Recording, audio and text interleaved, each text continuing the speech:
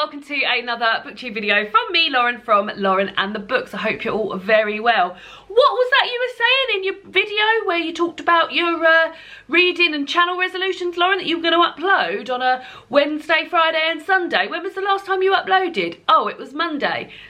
Soz. I hurt my back last Saturday. We had cosy reading night on the Friday, lovely as always.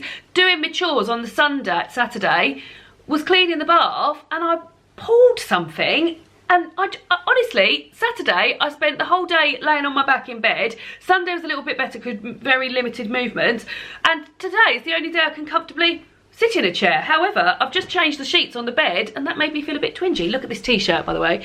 This is a Pride and Prejudice t-shirt, isn't it lovely? Sent to me. Imagine this, imagine loving Joanie clothing so much and then they get in touch and say, do you want to can we send you some of our bookish stuff? Yes you can, because I love them. Today's video is, I'll link this t-shirt down below by the way. Today's video is a book haul. It's a January book haul. I have been buying a lot of books. I've got a few books from publishers. The books that I've been buying, you may well have seen these in other people's best books of the year videos that have been going round. I feel like January, although it's lovely to get books for Christmas and have a lovely time buying Christmas like books, and also November's my birthday, so I get a lot of books then. January, that's when I find myself buying quite a lot of books because everyone's been doing their best books of the year and it's lovely. I'll start with the books that I've bought, and I'll start with one of the books that appeared in someone's best books of the year. And this is Pet by Aoife Emezi. This was in Jen's best books of the year. This sounds really great. This is about a young girl, Jam, and her trying to get rid of the monsters. Now, it seems as though, like, I'm very excited to read this, but from what Jen was saying and from what other people have said having read it, and also based on this, it says here, terrific, a tale that defies categorization. It sounds like it's going to be really unusual. I've read the first page and it feels like it's an enjoyable and sort of like, don't like to use the word easy read, but because I've heard so much about what this isn't about or how it's hard to categorize this book, I was expecting it to be a difficult sort of read. It's not. I'm really looking forward to reading it. And yeah, there's no monsters anymore. Also, the children in the city of Lucille have been taught. Jam and her best friend Redemption have grown up with this lesson all their lives. But when Jam meets Pet, she begins to question what she's been told. Pet has come to hunt the evil lurking in Redemption's house. So yes, very much looking forward to reading that. And the front cover is just beautiful. It's got all these like shiny gold feathers over it. The next book I've got is The Henna Wars by Adiba Jaigerda. This book has been on my radar for quite some time, but what has pushed me to get it is that this is the book that they will be reading for the Irish Readathon. It's a readathon that I take part in every single year in March. I will link the girls that run it down below, and this year, for the first time, they're doing a sort of, what do you call this, like a group read, and I'll be delighted and bought it instantly so that I would have it ready for the group read. Adiba is a Bangladeshi Irish author, and this is a book about Nishat and her love life. She's a lesbian, which is unheard of really in young Bangladeshis, and yeah, it's I feel like I'm really going to enjoy this, and I'll be reading that in March for the Irish Readathon.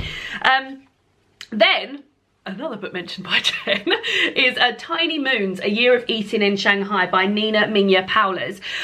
This is a memoir or a collection of essays about food and eating food when Nina was travelling between Wellington, Kota Kinabalu and Shanghai, and I love food fiction. I love reading books. I love books about food essays, things like that, and I'm really excited to read this. It's also got illustrations in, which also fill me with excitement because that just makes me feel like it's going to be added deliciousness. And I remember when Jen was reading this saying that she had to keep putting this down and going and cooking noodles and dumplings and stuff like that, and one of my things that I would like to do this year is cook more noodles and dumplings and stuff, so this could not be more of a perfect book to read this year. Next up I've got Fry and Plantain by Zalika Reed Benter.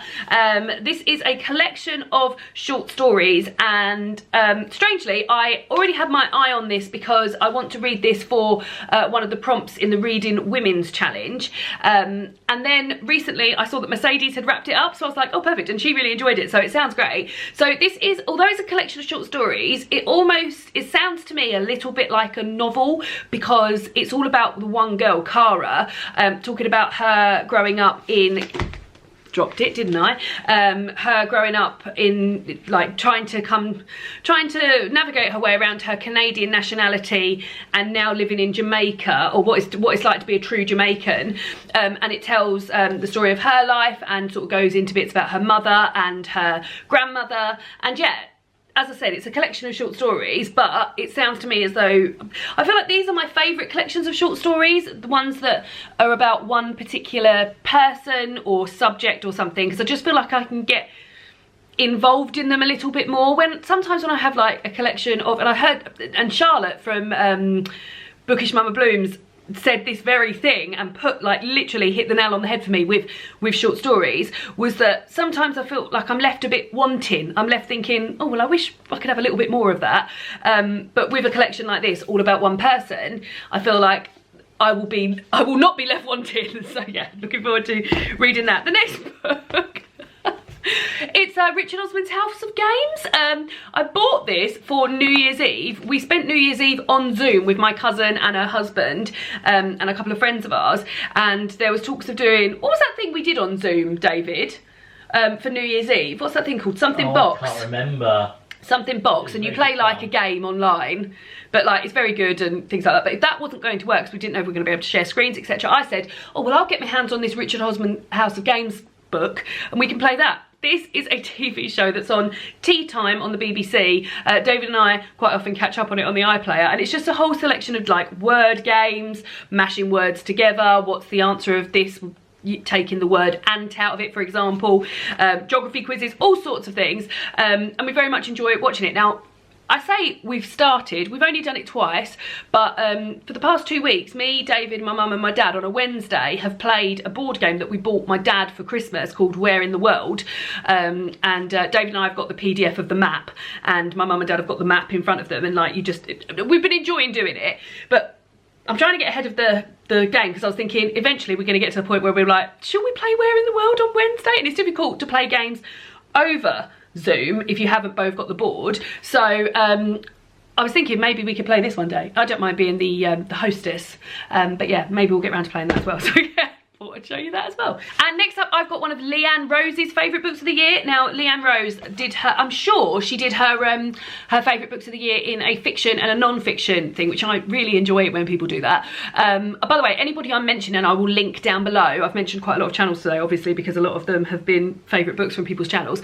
But this is Feminism Interrupted by Lola Olufemi, and this talks about reclaiming the word feminist from it sort of becoming a bit of a consumer product, I guess, with the word, with like feminist or feminist slogans over t-shirts and tote bags and jumpers and mugs and notebooks. And I am someone who buys those t-shirts and tote bags and jumpers and notebooks and mugs. So I'm very much looking forward to reading this, and also like just sort of backing it up. So wearing a t-shirt that's got a quote by Audre Lorde on it, and actually knowing what that means and knowing where that comes from and stuff like that, and that's something that I definitely want to make efforts to do this year. So yeah, very much looking forward to reading that. And then the last book I did a massive like online shop, and I got this. I wasn't expecting it to be signed by the author, but it arrived signed by the author, lovely, from Foyles. However, it's all torn here, which is a bit annoying, but it's for me and it will be fine. And also look at the colour of this underneath. Nice. This is Ghosts by Dolly Alderton. Now, I feel like maybe this did appear in someone's favourites, maybe even Leanne again. But throughout the year, whenever I've talked about books that I've read or books that I'm talking about, I think maybe even in my video where I was talking about why I don't like women's contemporary fiction and romance, a lot of people said to me, oh, you should read this.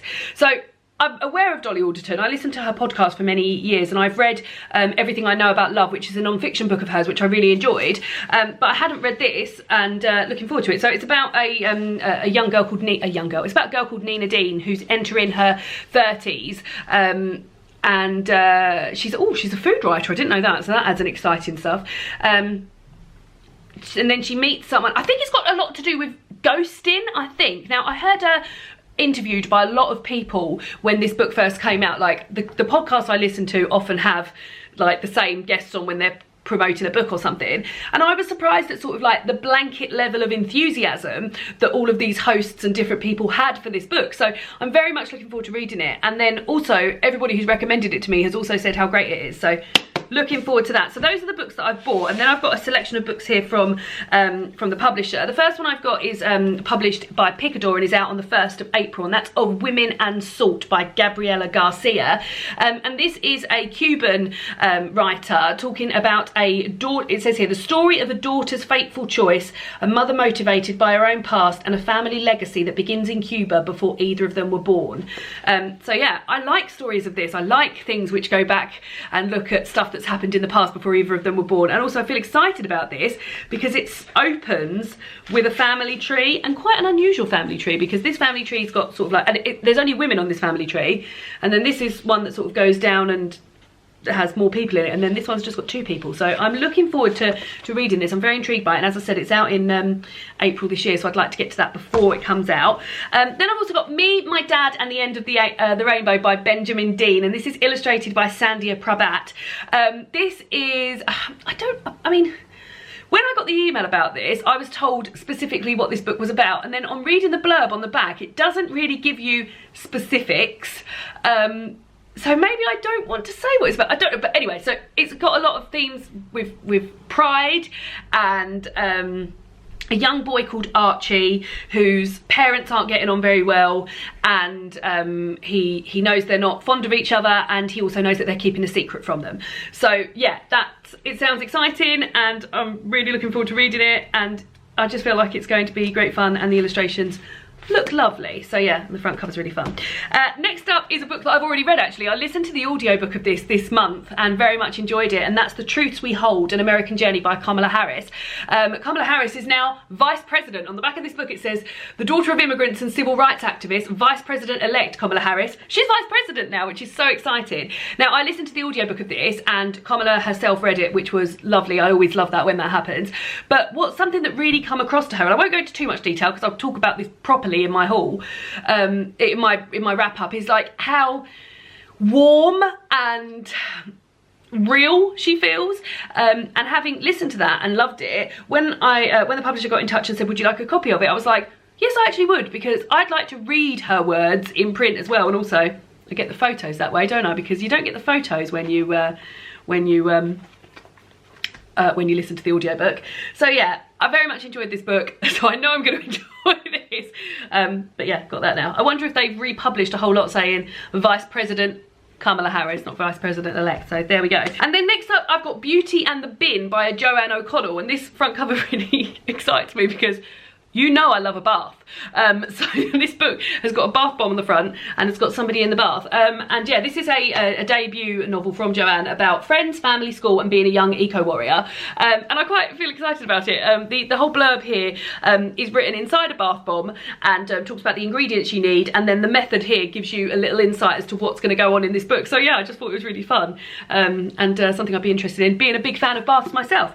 And then last off, I've seen this appear in quite a few people's best books of the year, including Emma from Drinking by My Shelf, and that's Dear Reader, The Comfort of Joy and Books by Kathy Rensenbrink. And this is Kathy's life told through books.